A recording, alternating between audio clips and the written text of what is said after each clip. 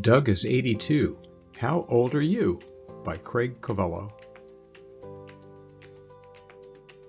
This book is dedicated to my son Chase, my daughter-in-law Umar, to my grandsons J.S. and Raj, and to my son Cameron, my future daughter-in-law Avery, and their future family.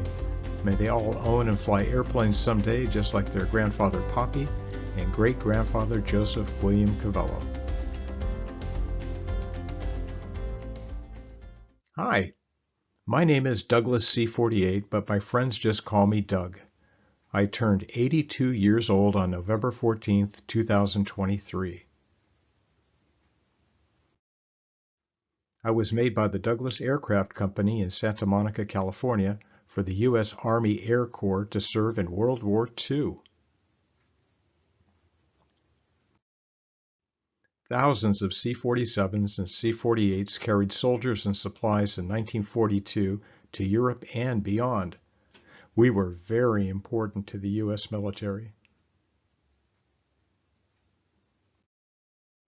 In 1948, after the war was over, some planes just like me carried emergency food and supplies to people in West Berlin, Germany, during the Berlin Airlift. We even dropped packages of candy to the children. But I was not part of that airlift because in 1944, the Douglas Aircraft Company brought me back to Santa Monica and converted me to civilian use. I was supposed to fly for American Airlines, but plans changed as they sometimes do.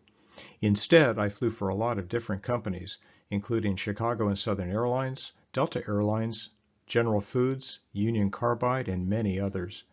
In fact, my registration number has changed 18 times.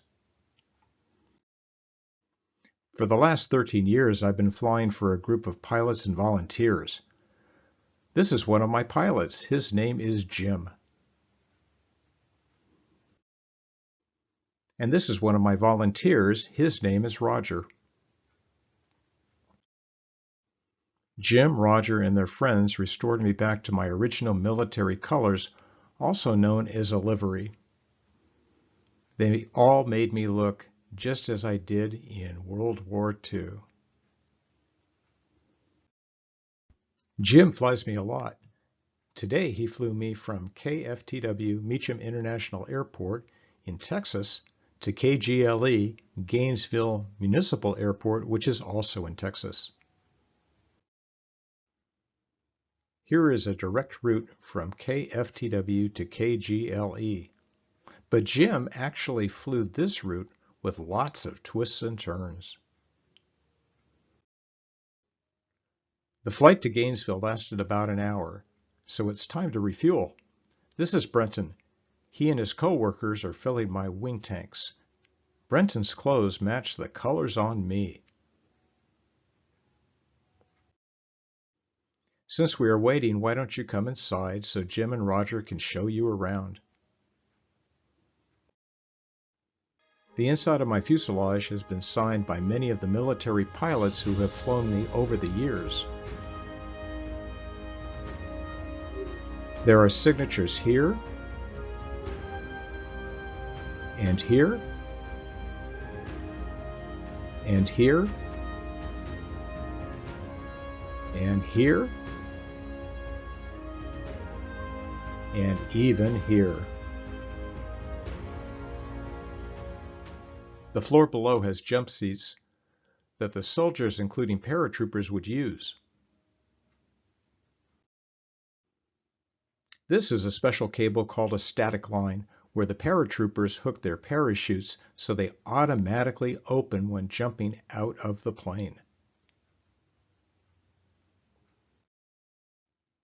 And these windows have holes in them so the soldiers could shoot back if attacked by enemy aircraft. This is the navigator's station. The navigator would plot courses using this special tool on the table. He would also look through this instrument to see the ground below. It helped him verify his position during flight. This is the radio operator's station.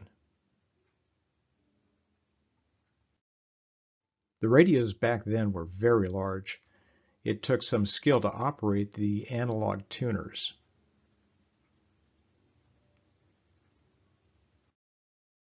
The radio operator station has several different pieces of equipment.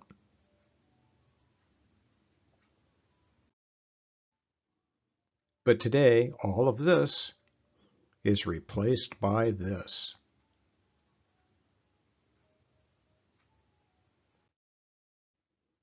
This tank contains hydraulic fluid that powers the landing gear and other aircraft systems. And this tank contains de-icing fluid that helps pilots see outside of the windshield when it's cold in the clouds. Here is the cockpit where the pilots sit. As you can see, it has newer radios installed, so the radio operator station is no longer needed. My engine throttles, mixture, and propeller controls look very similar to the ones on this much smaller Piper Arrow airplane. I also have lots of handles used to lower the landing gear and flaps.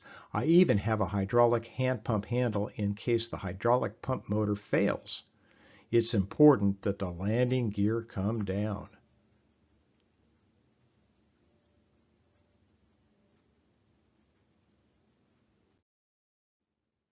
Well, I think the fueling is done, so it's time to go. But whatever happened to the site of the Douglas Aircraft Company in Santa Monica, California? It became a park where JS and Raj play.